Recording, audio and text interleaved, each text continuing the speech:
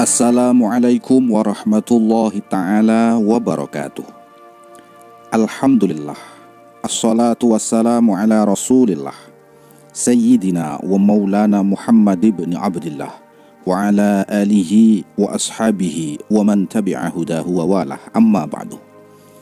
Para sahabat, para teman-teman yang dicintai oleh Allah subhanahu wa ta'ala, dalam pertemuan kajian kali ini kami akan menceritakan kisah syahidnya Sayyid Qasim, putra dari Imam Hasan radhiyallahu ta'ala anhuma, yang wafat di padang Karbala. Di antara kesatria-kesatria perang Imam Husain radhiyallahu an yang tetap dikenang namanya di sepanjang sejarah adalah putra dari Imam Hasan radhiyallahu anhu, yakni Sayyid Qasim bin Hasan. Menurut banyak riwayat, usia Qasim bin Hasan ketika tragedi Karbala terjadi belum genap dewasa. Sebagian besar riwayat menyatakan bahwa Sayyid Qasim bin Hasan berusia 13 tahun. Tanggal kelahiran Sayyid Qasim bin Hasan tidak tercatat secara pasti. Namun, dari sejumlah kitab sejarah disebutkan mengenai usianya pada saat peristiwa Asyura terjadi. Misalnya, di dalam kitab Maqtal Khawarizmi disebutkan bahwa Sayyid Qasim pada saat peristiwa Asyura terjadi, ia belum mencapai usia baligh. Sementara dalam kitab Lubabul Ansab disebutkan usianya 16 tahun kala itu. Syekh Al-Mufid menyebutkan ibu Qasim juga termasuk saudaranya, yaitu Abdullah bin Hasan dan Amru bin Hasan adalah seorang budak. Maksudnya ibunya Qasim ini adalah seorang budak. Namanya adalah Nafilah atau Ramlah. Namun Syekh Abdul Faraj Al-Isfahani di dalam kitab Maqatilut Talibiyin menyebutkan ibunya Sayyid Qasim ini sama dengan ibu Sayyid Abu Bakar bin Hasan Al-Mujtaba. Sayyid Qasim bin Hasan yang gagah perkasa adalah cindramata Islam dari ayah beliau, Imam Hasan radhiyallahu ta'ala anhu. Dia turut serta ke padang Karbala bersama pamannya Imam Husain radhiyallahu anhu pada hari Asyura, yakni hari ke-10 bulan Muharram 61 Hijriah. Sayyid Qasim melihat para pemuda Bani Hashim yang masih hidup membawa sisa-sisa tubuh Ali Al-Akbar dari medan perang ke perkemahan Imam Husain dan menjaganya ke dekat tenda-tenda mereka. Saat itulah Sayyid Qasim bin Hasan kehilangan nafsunya akan kehidupan duniawi. Dia pun melihat dengan jelas bahwa tragedi yang menimpa Ali Al-Akbar telah mengubah raut wajah Imam Husain radhiyallahu anhu. Sayyid Qasim bin Hasan pun tak sanggup lagi untuk berdiam diri.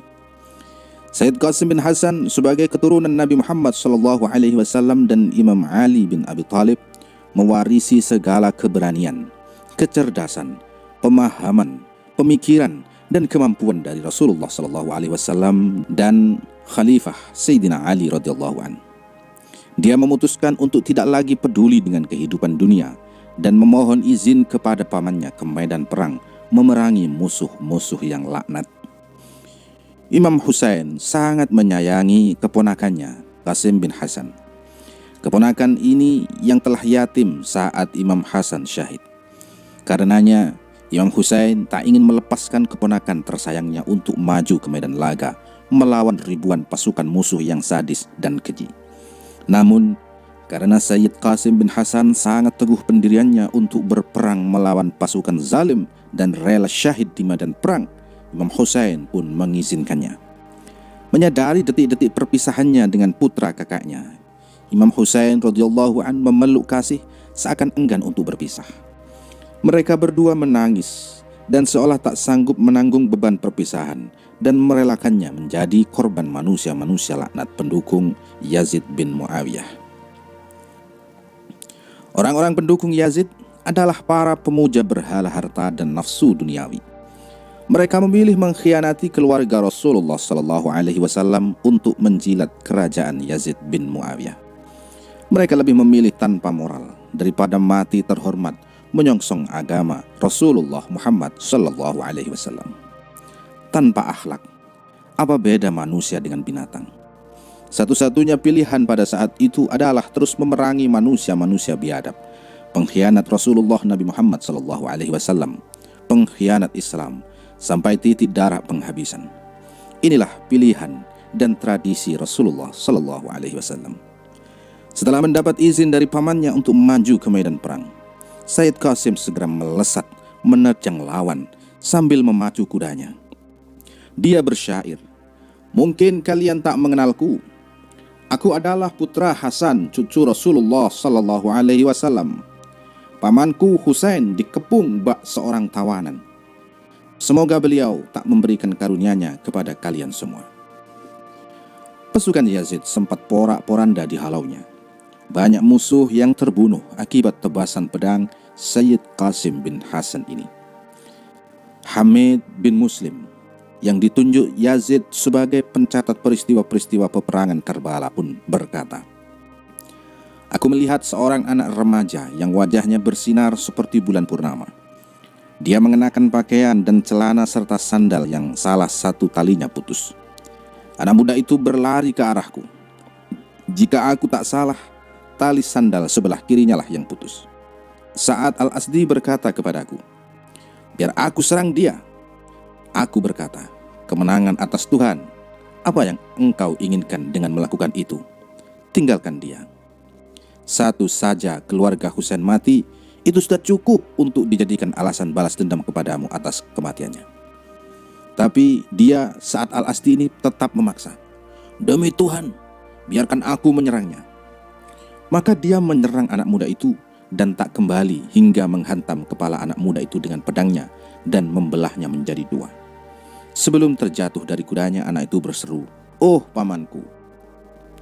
Melihat tragedi meremukkan hati itu, Imam Husain radhiyallahu an secepat kilat menyambar bak Lang, menyerang bak Singagarang dan menyabet Umar bin Sa'ad bin Abi Waqqas dengan pedang beliau. Umar bin Sa'ad mencoba untuk menangkis sambaran pedang Imam Husain dengan tangannya.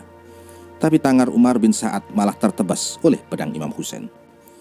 Lalu Imam Husain radhiyallahu an, sang singa yang marah, membawa jasad-jasad Qasim ke perkemahan dan membaringkannya di samping jenazah Ali Al-Akbar dan para syuhada lainnya. Kesetiaan dan pengorbanan Sayyid Qasim bin Hasan al-Mujtaba untuk agama Allah telah membuka lembaran baru sejarah Islam. Keturunan Rasulullah SAW adalah para pemuda-pemuda peletak batu pertama bangunan heroisme dan pembelaan umat Islam. Demikian sekilas tentang kisah Sayyid Qasim bin Hasan al-Mujtaba yang ikut berperang di medan Karbala. Semoga kisah ini bermanfaat. Wallahu a'lam bishawab. Wassalamualaikum warahmatullahi wabarakatuh.